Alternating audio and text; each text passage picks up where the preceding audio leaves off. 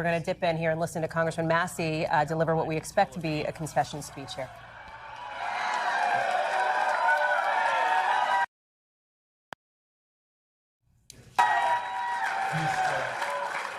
I did get the call through, though. I have called and conceded the race.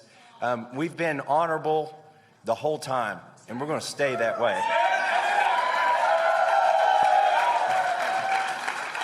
You know, welcome to the most expensive congressional primary ever in the 250-year history of this country. It's not just the most expensive. This thing went on longer than Vietnam. It started 9 months ago, and they didn't even have a candidate, and they decided they want to take me out. I want to start by thanking the volunteers who have put so much effort into this. Some of you came from all across the country. Some of you are homegrown. Well, I love all of you.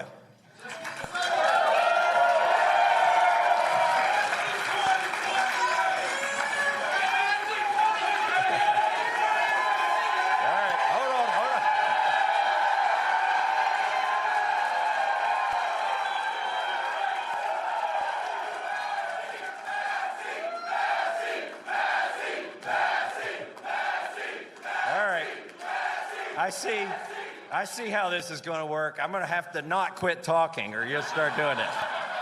I want to thank my staff, too. Some of my staff have been with me from the very first race in 2012, and they have done so much. We've never had, contrary to all the BS you've heard, we've never had a single ethics complaint filed against me or my staff in 14 years.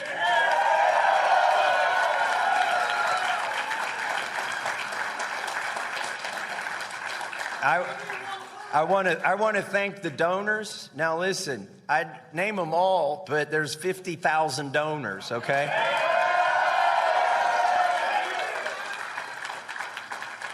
We didn't lose this race because we didn't have enough money.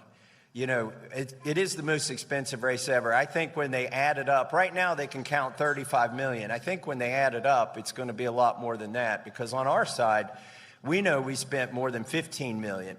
And we were able to go toe-to-toe. There was never a week that we got outspent more than 2-1 in this entire race once it got underway. And that's also, it wasn't just the grassroots donors. We had a long time, one of my longest friends, he went through a rough spell, and I never left him. I always supported him. And he actually started the Super PAC, the one that nobody knows who runs it, Cliff Maloney. If you're around, would you come up here? Maybe I can get him out here to take some credit. Or if he's in the crowd, just pick him up and surf him over here. Cliff.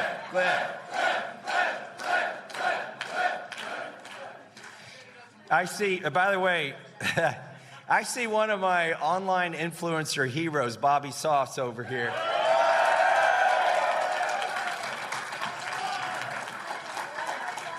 There were a lot of surreal moments in this race, and frankly, in being in Congress. But being in a side-by-side racing through the woods with Bobby Sauce was definitely on my, it wasn't even on my bucket list. It was amazing. So, and getting to that point, I want to thank the influencers who came all this way and produced all the videos and got out the young vote.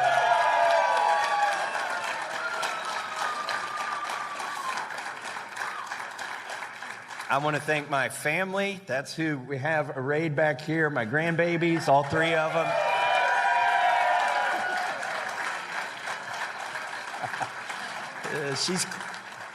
She's clapping, too.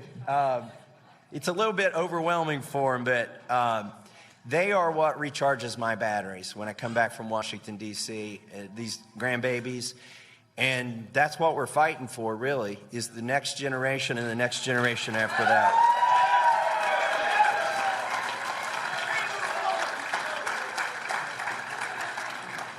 But I have to especially thank my wife, Carolyn.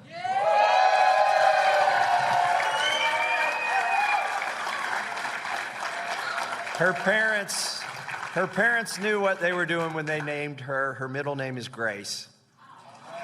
And, but she's a fighter. I mean, she's been tweeted at twice by the chief executive of the most powerful country in the world. She blames me for that because I didn't invite him to the wedding. But, Congressman Massie also, there. She voted this morning, and she came With out a and she said, pointed dig, of course, at President Trump, who's been hoping, as Garrett Haake put it, demanding that Thomas Massie lose this race in Kentucky's 4th District. You heard the congressman there talking about the concession call that he made to his opponent, Ed Gallrein, projected to be the winner in that district. We thank you for watching, and remember, stay updated on breaking news and top stories on the NBC News app or watch live on our YouTube channel.